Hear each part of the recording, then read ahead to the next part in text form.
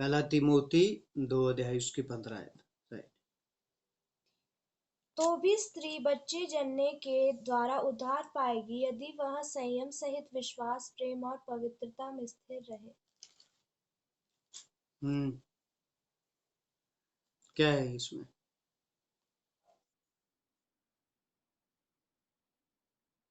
हम्म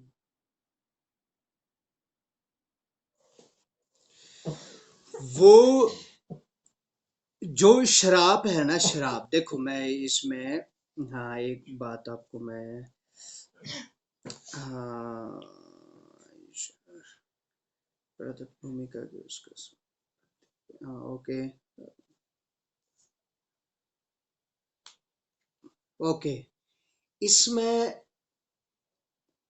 इसमें actually main चीज क्या लिखी हुई है इसके साथ।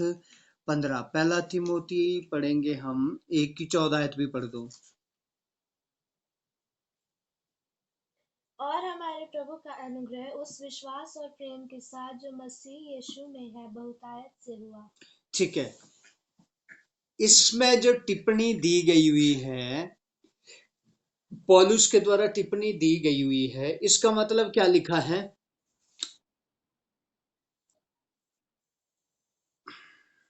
ओके, कोई आवाज नहीं आई मुझे, मालूम नहीं कौन बोल रहा है। मतलब स्त्री का संयमी सहित, विश्वास सहित और प्रेम और पवित्रता में स्थिर होना जरूरी है। ठीक है। विश्वास, प्रेम और पवित्रता में स्थिर होना जरूरी है। यानी कि यहां लिखा क्या है कि पति के साथ विश्वास योग्यता। ठीक है। ये नहीं है कि जिनके बच्चा नहीं है वो उधार ही नहीं पाएगी, वो भी उधार पाएगी यीशु में। लेकिन यहाँ कहा कि क्या गया हुआ है कि उस समय में भी जब तिमोथियुस को ये पत्र लिखा जा रहा है, कलीसिया में बहुत सारी स्त्रियां ऐसी थी जिन्होंने निर्णय लिया था कि अब हम यीशु के लिए जिएंगे और विवाह नहीं करेंगे, लेकिन वो पाप कहीं ना कहीं हो जाता था। ठीक है। तो इसलिए भी कहा था कि जो बच्चे जनेंगी, क्योंकि उत्पत्ति की किताब में भी लिखा हुआ है। यानी कि मतलब क्या था, बच्चे यदि जनेंगी तो पति से ही जनेगी ना। ठीक है। पति के साथ विश्वास योग्यता, संयम और पवित्रता का जीवन। ठीक है। और प्रेम का जीवन स्त्री का हो तो वो उधार पाएगी, क्योंकि यदि वो अकेली रहेगी तो वो उस शैतान कहीं ना कहीं उसकी चंचलता को पकड़ लेगा। ठीक है। ये व्याख्या में जो व्याख्याएं हैं बाइबल में उसमें इस तरह से लिखा है। Right. Okay, God bless you. Okay, next. हम्म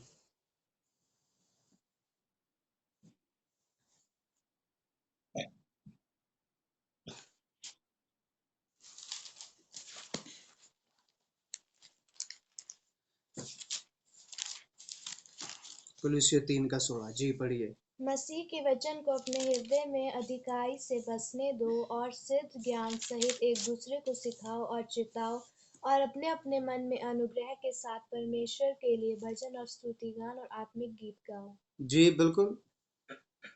इसमें क्या है?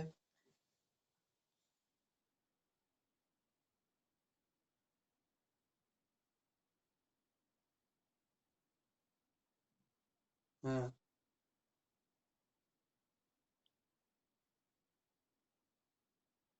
हाँ।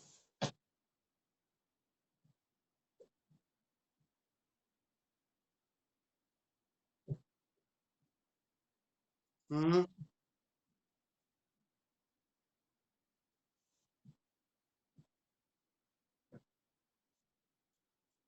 तो फिर क्या करेंगे?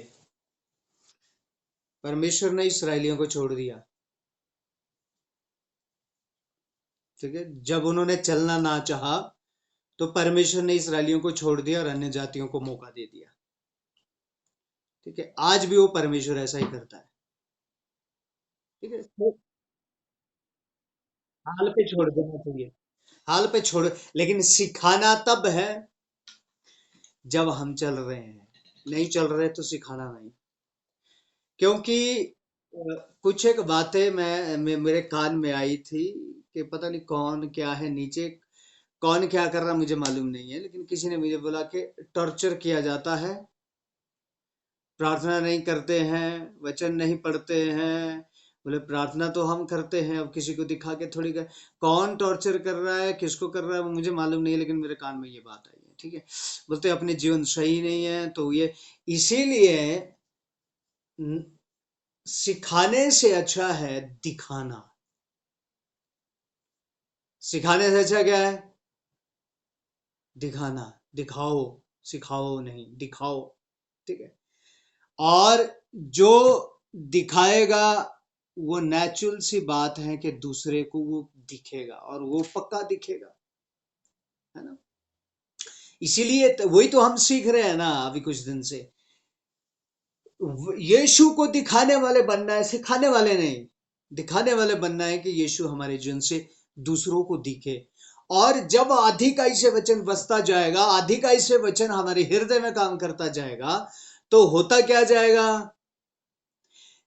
नेचुरल परमेश्वर की सामर्थ भी उतनी ही भरती अंदर जाएगी जितना वचन अंदर भरता चला जाएगा। यदि सामर्थ ही नहीं है तो वचन भर नहीं रहा, इसका मतलब। ठीक है, जब परमेश्वर की सामर्थ अंदर, वचन अंदर भरता जाएगा, तो क्या होगा? सामर्थ, क्योंकि वचन ही वो बीज है जो नए जीवन को लेके आता है, नहीं तो पुराने ही जीवन में रहेंगे। बाइबल पढ़ते पढ़ते 10 साल हो जाएगी, 15 हो जाएगी, 20 हो जाएगी, लेकिन जीवन वैसा ही रहेगा। पढ़ने से कोई फर्क पड़ने वाला नहीं है।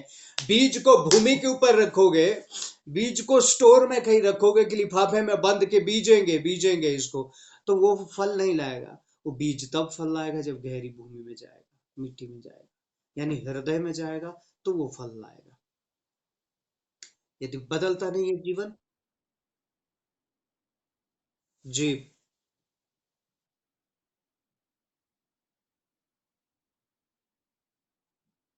हम्म। हाँ।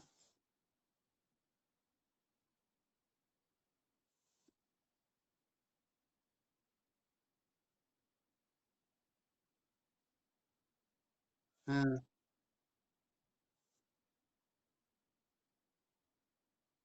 हम्म।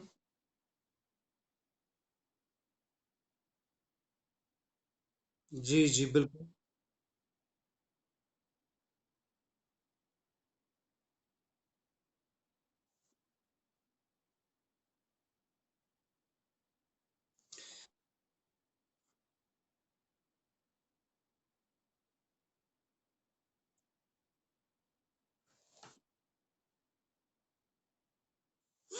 देखिए मेरी बात सुनिए, हर हर चीज करो नहीं, बिल्कुल नहीं है, बिल्कुल भी नहीं है। ये तो मतलब ही नहीं बनता है कि हम हर एक चीज करते जाएंगे। फिर तो हमें सब बातों की परमिशन है, कोई बात नहीं, पाप भी करते जाओ और बस मसीह को अंदर रखो। बहुत सारे लोग ऐसे हैं जो ऐसे मिलेंगे। और लेकिन जो चीज बाइबल के खिलाफ है वो चीज बाइबल के खिलाफ है। लेकिन हाँ, मैं ये कहता हूं, यदि जीवन से मसीह नहीं दिख रहा है ना, तो अच्छा है कि सब कुछ करो। क्यों हालेलुया बोल के तुम नरक में जाएंगे? वही कहने का मतलब वो बिल्कुल सही कहा है ना। जब यीशु ही जीवन से नहीं दिखता है, मैं कई बार मैं इस बात को समझाता हूं। बाजार वाले में सब्जी वाले के ऊपर गुस्सा करते हैं, बाजार में दुकान वाले के ऊपर गुस्सा करते हैं, बस कंडक्टर के ऊपर गुस्सा करते हैं, लोगों के ऊपर गुस्सा करते रहते हैं, पड़ोसियों पे गुस्सा करते हैं, हर एक जगह में गुस्सा करते हैं, हर समय क्रोध से भरे हुए हैं। ठीक है, हर समय अलग ही, मतलब सहन नहीं करेंगे। अरे बाइबल कहती है, हमने पिछले दिनों में पढ़े, सहते क्यों नहीं। अब जीवन हमारा दिख नहीं रहा तो भाई इससे क्या हो जाएगा? ये भी बंधवा लो। हम्म, ये भी क्या हो, जब प्रभु के साथ है ही नहीं है तो फिर क्यों ढोंग करना है? राइट? जब है ही नहीं है प्रभु के साथ, तो ढोंग किस लिए करना है? अब बहन देवी का भी जो कल परसों देख रहे थे कि परमेश्वर ने क्या कहा, जो वो स्वप्न देख रहे थे, परमेश्वर ने कहा मुझे दूध पीने वाले चाहिए ही नहीं है, मुझे जो जितने भी दूध पीने वाले वो चाहिए नहीं मुझे। रोटी खाने वाले चाहिए। यानी कि क्या है, जो बढ़ने वाले हैं ना वो मुझे चाहिए। बढ़ने वाले जो वहीं रुके पड़े हैं ना वो मुझे नहीं चाहिए, चाहिए ही नहीं है, परमेश्वर ये कहता है। ठीक है, वो चाहिए ही नहीं है मुझे। तो कहने का मतलब क्या है, जीवन से नहीं दिखा रहे तो ढोंगबाजियों से क्यों दिखाना यीशु मसीह को, ऐसे नहीं दिखाया जाएगा। वो तो नकली पवित्रता ही जैसे संसार भी करता है, भगुआ पहनता है। ठीक है, साल में एक बार दो बार भगवा पहन लेता, पवित्र हो जाता है। एक बार दो बार पानी पिला लिया साल में, बस पाप शुद्ध हो गए। वही तो हम भी कर रहे। बिंदी निकालने से स्वर्ग नहीं जाएंगे, ये निकालने से स्वर्ग नहीं जाएंगे, राखी ना बंधवाने से स्वर्ग नहीं जाएंगे, विश्वास से स्वर्ग जाएंगे, और पवित्र जीवन और सिद्धता से स्वर्ग जाएंगे। ना तो विश्वास है, ना तो पवित्र जीवन, ना तो सिद्धता है, कुछ भी नहीं है। वचन तो अंदर है ही नहीं है, तो फिर ये सारा क्यों उतारा, फिर वो भी लगा के रखे हम। राइट। तो मतलब मेरा कहने का मतलब क्या है, जीवन से यीशु दीन।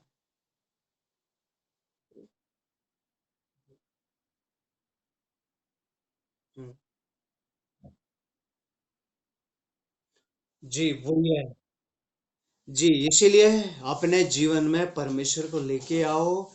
जब लेके आएंगे ना, जब वचन को अधिकाई से अंदर काम करने देंगे, तभी तो दिखेगा ना कुछ। जब बीज जाएगा जमीन में, तभी तो वो रंग रूप बदल के बाहर आएगा। बीज को जाने नहीं दे रहे, ना रंग बदल रहा है, ना रूप बदल रहा है, ना चाल बदल रही है, ना ढाल बदल रही है, ना बोलने का तरीका बदल रहा है, ना गाली देने का तरीका बदल रहा है, ना चलने का तरीका बदल रहा है, कोई तरीके नहीं बदल रहे, वैसे के वैसे पड़े हुए हैं। तो फिर बाइबल उन्हें पकड़ा दो जिनको इसकी आवश्यकता है। मैं यही कहूंगा, तो बाइबल उनको पकड़ा दो जिनको इसकी आवश्यकता है, जिन्होंने स्वर्ग जाना है।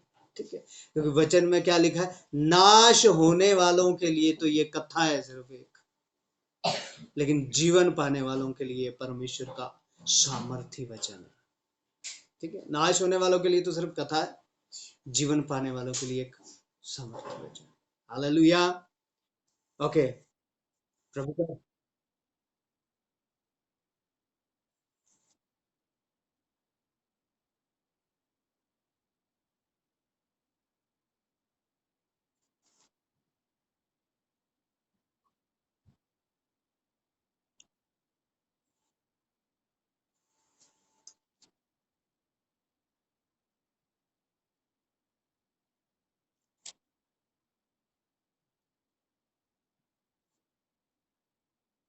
हम्म। हम्म।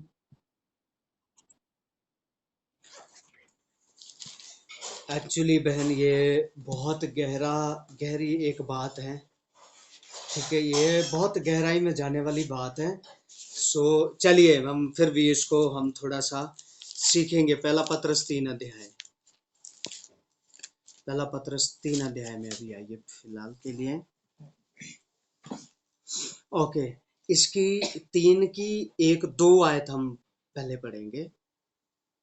हे पत्नियों, तुम भी अपने पति के अधीन रहो, इसलिए कि यदि इनमें से कोई ऐसे हों जो वचन को न मानते हों, तो भी तुम्हारे भय सहित पवित्र चाल चलन को देखकर बिना वचन के अपनी अपनी पत्नी के चाल चलन के द्वारा खींच जाए। ठीक है, ये कहा गया है चाल चलन के द्वारा खींचा है। मैं एक दो वचन आपको पढ़ूंगा। कलुसियों में आइए।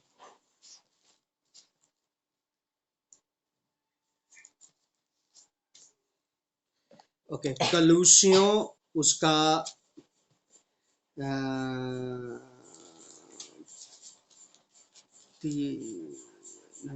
मैं क्लूसियों में कहाँ है, वो मैं मिस कर रहा हूँ। एक जरा यहाँ पर, हाँ, क्लूसियो 3 का 18। हे पत्नियों, जैसा प्रभु में उचित है वैसे ही अपने अपने पति के अधीन रहो। हाँ, हे आगे। पतियों, अपनी अपनी पत्नी से प्रेम रखो और उनसे कठोरता न करो। हाँ, उनसे क्या करो, आप अपनी पत्नियों से क्या रखो, प्रेम रखो और उनसे कठोरता ना करो। ठीक है, अभी मैं इसका आपको एक्सप्लेनेशन में दूंगा। जितने भी लोग जुड़े हैं बड़े ध्यान से आप लोग सुने और जुड़े रहें। ये जो प्रश्न पूछा है मेरे को यहाँ निकालने दीजिए। कलूसियों 3:18 राइट।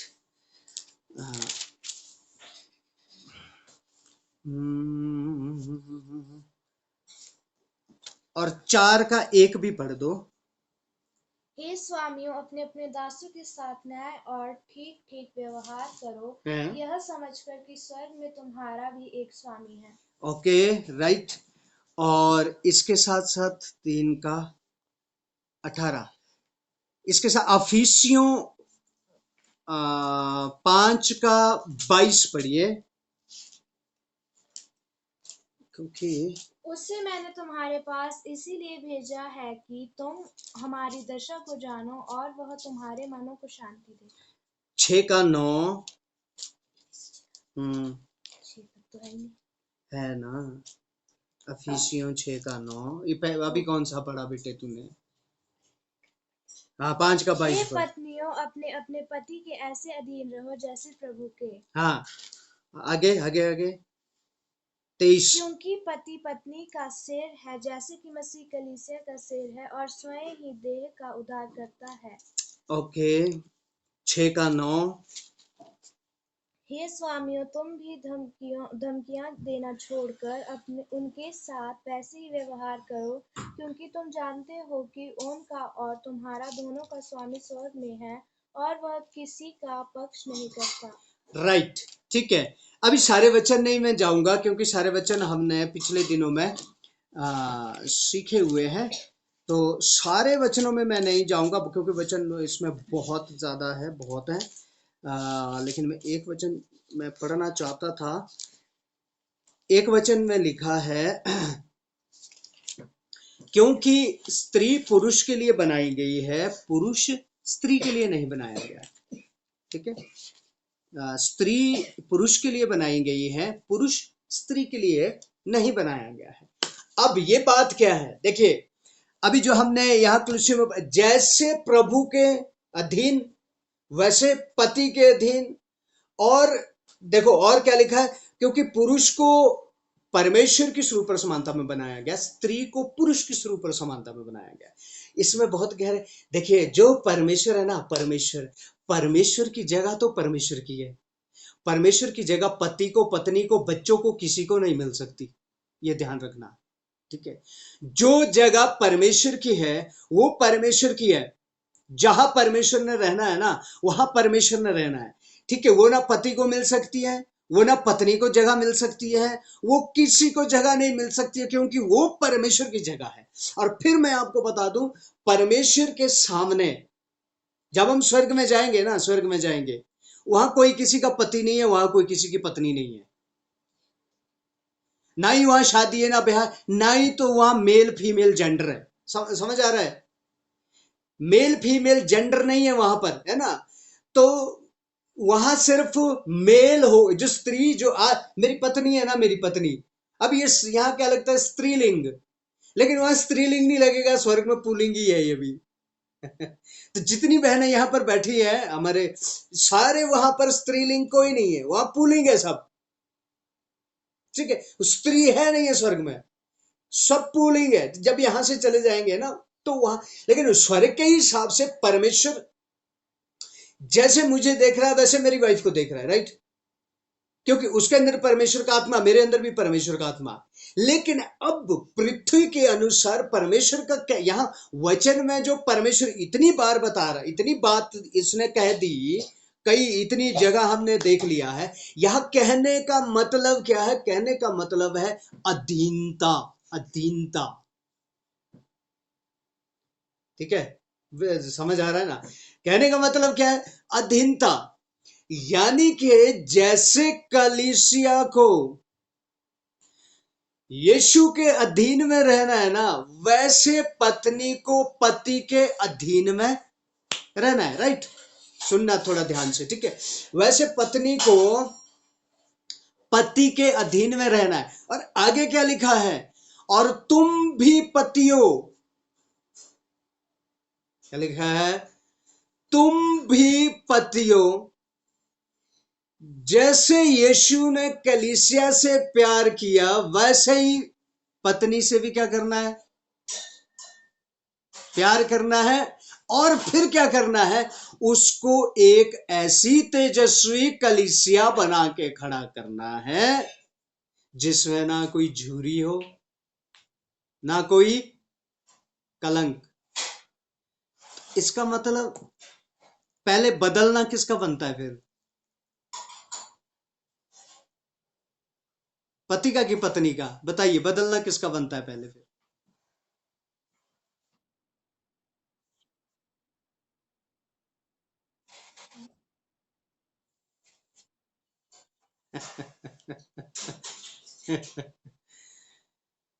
पत्नी को तैयार करने का काम किसको दिया है? पति को ना। क्या लिखा है? पति को क्या बोला है? वैसे ही जैसे यीशु ने कलीसिया से प्यार किया है, वैसे ही तुम भी अपनी पत्नियों से प्यार करना, क्योंकि यीशु ने कलीसिया के लिए अपने प्राण को दे दिया। क्या कर दिया?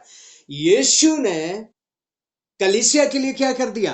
अपने पति को, सॉरी, यीशु मसीह ने कलीसिया के लिए क्या? अपने प्राण को दे दिया। ठीक। और फिर क्या लिखा है? हे पतियों, तुम्हें भी अपनी पत्नी से ऐसा प्रेम करना है। कैसा प्रेम करना है? उस पत्नी को एक ऐसी तेजस्वी कलीसिया बनाना। देखो, बड़े ध्यान से सुनना, ये कोई आम बात नहीं है, ये कोई मामूली वचन नहीं है। मैं फिर से आज कह रहा हूं, ये जो पति पत्नी का जो संबंध है ना, ये जो पति पत्नी का संबंध है ना, ये एक ऐसा रिश्ता है जिसको परमेश्वर ने बनाया है, मनुष्य ने नहीं बनाया है। जिसको पति पत्नी कहा, बाकी तो चाचे ताए मामे बुआ फुफड़ ये तो हमने बनाया आगे, ठीक है। लेकिन पति पत्नी किसने बनाया है? रिश्ता ये परमेश्वर ने बनाया। इसलिए इसको ध्यान से सुनो। अब क्या होता है? उसको उसको पत्नी को, जैसे मैं कलीसिया को तैयार करता हूं, उसी रीति से पति को पत्नी को तैयार करना है। आत्मा में, प्रार्थना में, वचन में, स्वभाव में, चाल चलन में, हर एक बात में। लेकिन अब शर्त है कि, और देखो अभी गहरा जा रहा है इसमें, मैं आज पहली बार इसको आप लोगों को इतना सिखा रहा हूं। अब शर्त एक है और इसमें, कलीसिया भी कई प्रकार की हैं।